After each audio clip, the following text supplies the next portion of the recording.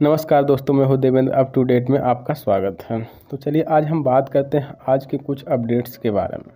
तो सबसे पहले हम आपको बता दें कि हम आज इन 4 बिंदुओं पर चर्चा करेंगे, जैसे आज की अपडेट क्या है, इसका कारण क्या है तथा इसका प्रभाव क्या है और इससे निजात कैसे मिलेगी। तो चलिए हम बात करते हैं आज के पहले फैक्ट के बारे में।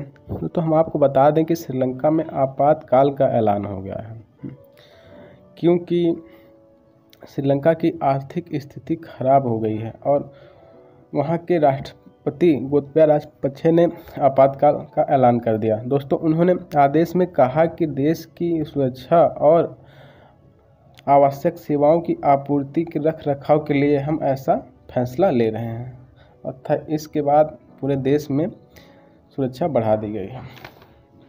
तो चलिए हम बात करते हैं दूसरे फैक्ट के बारे में, इसका कारण क्या है। दोस्तों, हम आपको बता दें कि श्रीलंका की आर्थिक अर्थव्यवस्था में टूरिज्म सेक्टर का सबसे बड़ा रोल है तथा वहाँ टूरिज्म देश के लिए फॉरेन करेंसी का तीसरा सबसे बड़ा सोर्स है तथा इसको कमज़ोर पड़ते ही वहाँ जो है देश का विदेशी मुद्रा भंडार लगभग खाली सा हो चुका है। और तथा आपको पता होना चाहिए कि करीब 5 लाख श्रीलंकाई सीधे पर्यटन पर निर्भर हैं और जबकि लगभग 20 लाख अप्रत्यक्ष रूप से इससे जुड़े हुए हैं।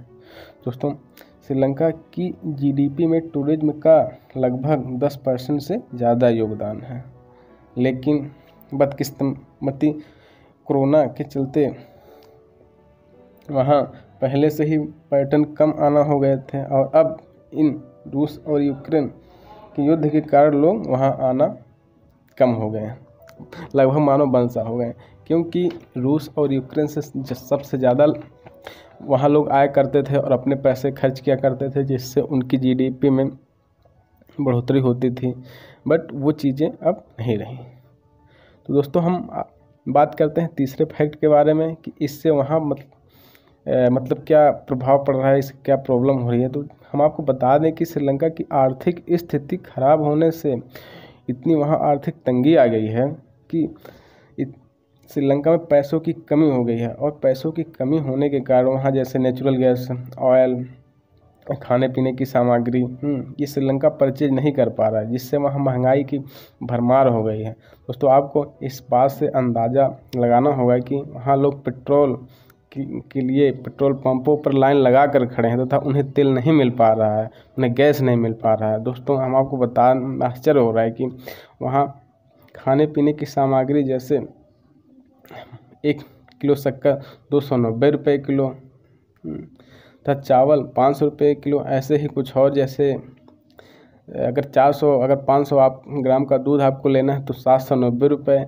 सिलेंडर 1400-1500 रुपये और पेट्रोल 254, डीजल 176 रुपये प्रति लीटर मिल रहा है।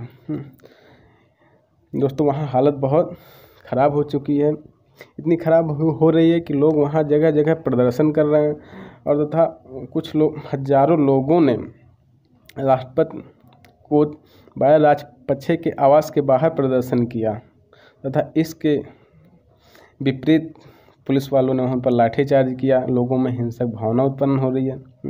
तो इस वजह से टूरिज्म का सबसे बड़ा योगदान रहा, लेकिन उनके ख़त्म होने से ही श्रीलंका पर आर्थिक स्थिति दयनीय हो गई है।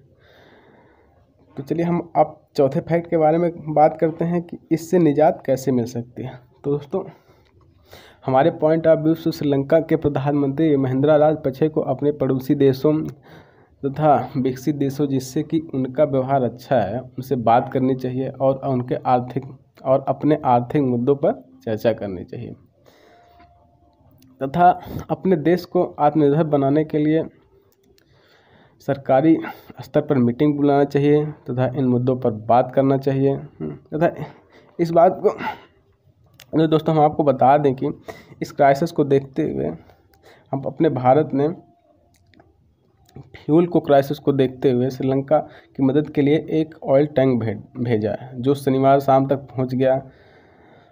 और आपको बता दें कि ये श्रीलंका को $1 बिलियन की क्रेडिट लाइन दी है। इसके तहत लगभग 40,000 टन डीजल जहाज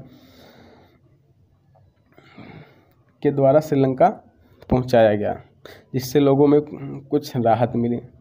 तो दोस्तों, आपको हमारी जानकारी कैसी लगी, कमेंट में अपनी राय जरूर दें। धन्यवाद।